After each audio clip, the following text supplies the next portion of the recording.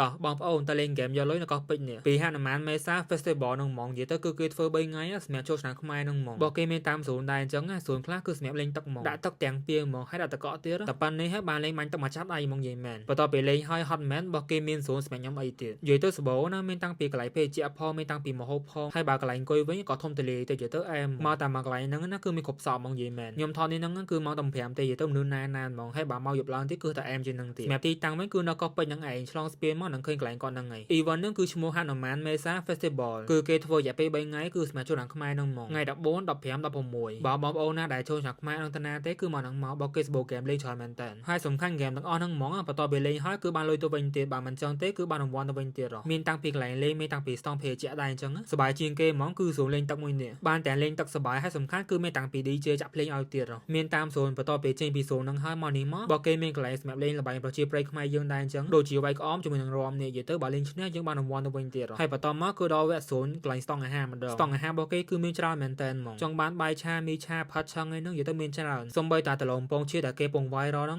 ខាងគាត់ក៏មានទៀតហើយបើមន់ក្រេមពងជាមួយនឹងមីការ៉េហ្នឹងក៏មានទៀតបើតម្លៃវិញក៏គួរសមដែរមានខ្លះ 5000 មានខ្លះ 10000 អីចឹងទៅហើយខ្ញុំក៏បានយកមីការ៉េខ្មៅផងជាមួយនឹងមន់ការ៉េផងអញ្ចឹងបាននិយាយពីហូជីវិញអូយគឺ the best ហ្មងនិយាយមែនបន្ទាប់ពីលេងហត់ចឹងគឺបានរបស់ឆ្ងាញ់ៗទៀតអែមហ្មងនិយាយមែនអញ្ចឹងបើបងប្អូនអត់ដឹងតាណាទេចូលឆ្នាំខ្មែរហ្នឹងគឺមកនេះមកបើគេនៅសល់2ថ្ងៃទៀត